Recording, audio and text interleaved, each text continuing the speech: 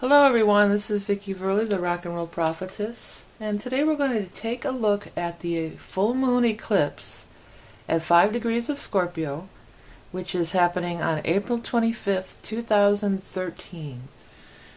Okay, so as you know, or as you may or may not know, I am an intuitive astrologer, so there will be an intuitive factor involved in interpreting this chart. It will not strictly be by the book. Okay, what I always do when I open up the wheel, I just want to take a look at it. I just look at it and I just see what pops at me, see what it looks like. And, you know, we still have this big cluster here, which we've had for a while. It was on the bottom of the chart on our last reading. But what it feels is just so much better now.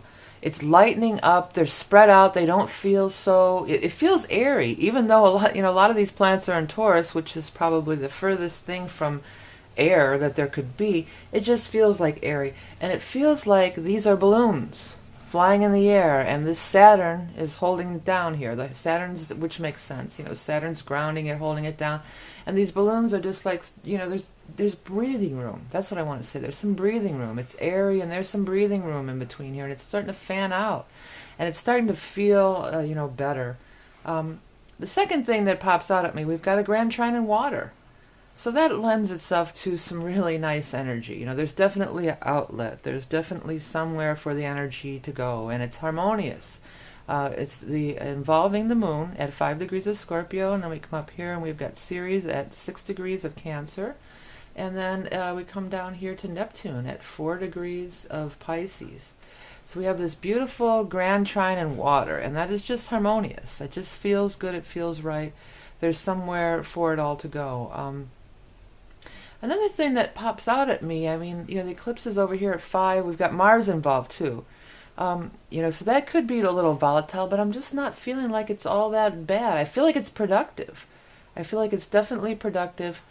And the eclipse is occurring in the 2nd and 8th houses, which is opposite of the natural placement. Normally on the flat wheel we have Taurus in the 2nd and Scorpio in the 8th. So that's kind of an interesting pull here. And again, I covered this a little bit. I was kind of picking up on it. I forgot the eclipse was coming up in that last reading. But, there is that dichotomy. These are wielders of great power. The opposition of Taurus and Scorpio. Wielders of great power. Taurus in the material world. Scorpio in the spiritual and metaphysical world. It's also Saturn's involved here. We've got Moon and Saturn. So karmic spiritual. Moon female, Saturn male, feminine, masculine energy coming together. And then up here we've got Mars involved, which is also, well, Mars and Sun I would think are both kind of, masculine energy. But it just feels like maintained, and the good vibes about it. I feel good. The good side of Mars is you could get a lot done, accomplishments. And eclipses, full moon eclipses are said to eclipse things out of your life, first of all. And secondly, they will also shine a light, be illuminated by it. It'll illuminate something. It shines a light on something. So if we go to these 2nd and 8th houses, it could involve money and commerce and things like that. And especially with the sign of Taurus. And, it's the houses fit, the 2nd and 8th, and the signs fit too, although they're flipped. But, I just feel like it could be, maybe you have an arduous project that you were working on, some heavy big job, and it's complete and you're done with it, and I feel like I'm relieved. Or maybe you were trying to, it might not be ruling of real estate, but maybe you're trying to sell a property or unload something, and it finally moves along. It brings a happy conclusion, I feel. And I don't get all worked. People get crazy about these eclipses. They go, oh my God, it's the eclipse and it's hitting my whatever, and the sky is falling, the sky is falling. That's not always the case, and I've found that personally that's not always the case. I've had some really nice stuff happen, with eclipses. I've had good things happen. Eclipses make things happen, though. No doubt about that. There's no doubt about it that eclipses are going to make things happen. But this grand trine in water is just so nice. The other thing that stands out to me is Venus is up here in Taurus. It's natural. It's the ruler of Taurus. And it's still, even though it's not, an orb of a conjunction over here, we still have this nice splay, this spread of Taurus up here. But in with the South Node, it's definitely in conjunction with Pallas and the South Node. But the south node part is drawing me in there. These nodes are involved because they're in the sign. They're not conjunction. It's a pretty wide orb, but they're involved, I feel. Now, South Node with Venus, come on, tell me you're not going to meet somebody from your past. All these people that are always waiting for someone to come back from your past, well, hey, it just might happen, with the South Node, and that's, your past life or past history in this life, and Venus. In Taurus, could be an opportunity, though. Could be a money opportunity. Could be an artistic or creative opportunity with Venus, and something... somebody could come back from your past that's involved in that way in your life, too. It may not be... The Venus isn't always the love. The Venus is money, it's pleasure, it's artistic creation. It's all those sorts of things, but it's definitely, in its home place of Taurus here. So there's expression there. Through the ninth, too. So ninth, to me, well, could be somebody you went to school with. Ninth could also be a foreigner or somebody overseas or somebody you've met on the internet or something like that. Somebody from the past or a past opportunity. There's a connection to the past, but again, in a good way. I don't feel really some trepidatious, oh no, a recurrence of something horrible. It feels like a recurrence of something positive. And it's also in this trine with Pluto here. So that's nice. I mean, Pluto's life-changing. And Pluto can be, and Pluto is the ruler of Scorpio, the sign in which the eclipse is occurring. So Pluto's pulled into this for sure. It's opposing the Ceres up here, but this trine to this Venus here, and the node, and the Venus in the palace, I like that. I like that a lot. And Pluto is the big money. Pluto is the big money thing. I've seen charts, and I've worked with people who would go to the track and were gamblers and wanting to know when they were going to hit. And besides the obvious of a Venus or Jupiter transit where you could win some big money or get a big break in 10th, Jupiter in the 10th up here in the career, and there's an aspect to the 10th here.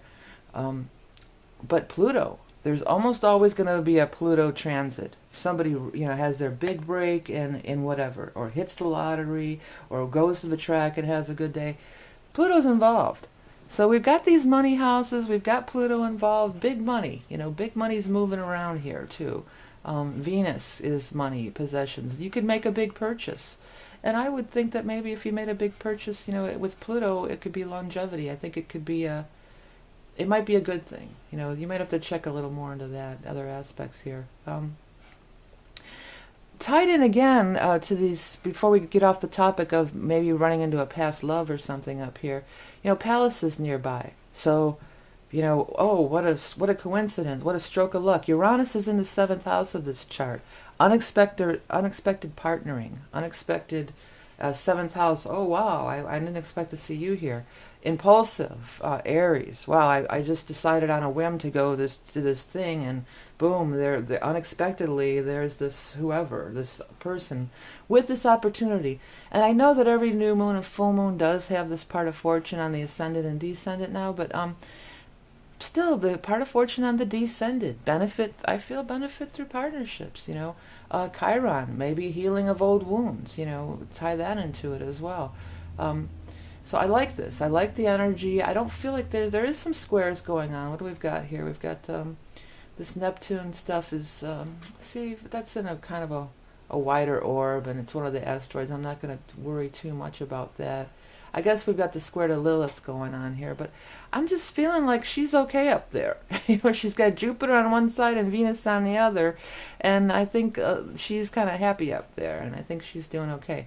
What was I looking at? This trine here I wanted to mention too. So if you have, we got 11 here, 13, so in the ascendant over here of Virgo 13. So if you have planets at that degree, or if you have something that fills in the grand trine here, 13 Virgo, I think this could really be powerful for you. Fills in that Earth grand trine. And of course, if you do have something in, the 5 to 8 degree water signs as well, you're going to be affected by this eclipse and this full moon. Okay, another thing about this chart is, I know we have a little cluster over here, but it's like the vertex, part of fortune. Those aren't really, and it's important, but more, we're up here. This is where the energy's flowing. This is where it's all flowing up here. And when we have all these, elevated stuff, I just feel bright. I just feel like people are bright and happy. Gemini midheaven. We want to talk, we want to socialize, we want to hang out. Jupiter's right there. You know, we want to strike a deal. We want to connect up with partnerships. And you know, eighth house, besides being the money house, is the sexual attraction. Is also, you know, it's other people's money, and it's the sexual attraction. Sun and Mars there. Come on, that's heavy duty. You know, sexual energy with Sun and Mars in that house and conjunct each other. And it's also, you know, it's part of the eclipse. Mars is part of the eclipse. Well, you know, another thing about Mars energy too is what's the positive outlet for it? You know, sexual, top of the list, you know, sexual discharge. Or, you know, if you can't, if that's not an option at this time for you, then, you know, maybe, you know, it's physical activity for sure. You know, that's the positive outlet. That's how to discharge the Mars energy. You know, work out, go bike riding, you know, or even, you know, go to see a game. If that's not even your thing, maybe go to another game where you can scream and yell and cheer, you know, to discharge that energy. But I just feel like it's just in so much harmony that I'm really just not feeling any trepidation at all with this eclipse. Shakeups in the money, but I feel like everybody walks away happy. You know, that's what I feel like. It's just like, well, maybe some big moving, you know, money, Pluto, big money. Maybe some big money is going to change hands here. But I think and you know, Gemini, the partnerships, and you know, everybody, I'm seeing hands shaking. Like, well, everybody's happy with their part in it. Everybody's happy with the deal that's made. Everybody walks away a winner. So full moon, bringing things to resolutions, but in a harmonious, good way. Okay, so I got a very nice, I feel like this is a good influx of energy. I feel like this tension is broke up.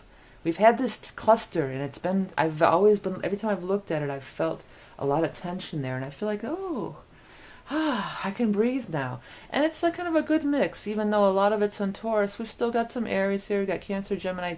You know, it's spreading out. And we're wanting to, you know, fly and take the high road. You know, it's like balloons. It's totally like balloons to me. So this Saturn brings it down to earth, brings it into practicality, practical, down to earth, real ideas. Moon, dreams, feminine, bringing it into down to earth, into the real world. You know, we've got the energy of the Mars in there, action, let's make it happen, Sun, Palace. This is just, I feel it very, very positive, very good lineup, and I like it a lot. Okay, so a few final thoughts on this eclipse. You know, people get all freaked out about eclipses, but as I mentioned earlier, you know, I've had good things happen on eclipses. Now, I had a friend, and every time eclipse would come up, she was always, you know, the doom and gloom. Like, that eclipse is coming, I'm going to get sick. I know I'm going to get sick because that eclipse is coming. And sure enough, when the eclipse would come, she would get sick. And I told you I was going to get sick. Well, yeah, you manifested it, didn't you? So, you know, it's powerful energy. You know, kind of use it wisely. And again with Saturn, a last point about Saturn is karmic and everything, and everybody gets all freaked out with Saturn transits. I've had great things happen on Saturn transits as well. I mean, maybe because I have a Capricorn sun, Saturn's kind of acclimated, or I'm kind of acclimated to Saturn energy. But how I view it is Saturn is karmic rewards for good or for ill. So good things can definitely happen on Saturn transits, and good things can definitely happen on eclipses. And I think it's a state of a mind, you know. So get in the positive vibe, get in the positive zone, because there's some positive flow happening in this chart, no doubt about it. Okay, so that's my take on the eclipse chart for April 25th, 2013, full moon eclipse in Scorpio. Thank you for watching. Thank you for commenting, donating. And I'll talk to you soon. Hello everyone, Vicki Verley here, Rock and Roll Prophetess. I want to tell you a little bit about how I combine creativity and spirituality through creating the Tapestry of Life mandalas. I started out being able to see past lives really early on as a child, and my own as well as other people's.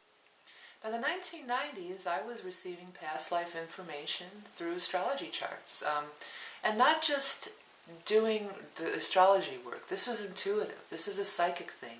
It's as if I use it as a scrying wheel, and I get information by looking at your chart and looking at your wheel. This is what I now call doing a soul reading. By the late 1990s, I started seeing colors and visions the colors and designs coming through in the charts as well. And this is when the tapestry of light mandalas were born.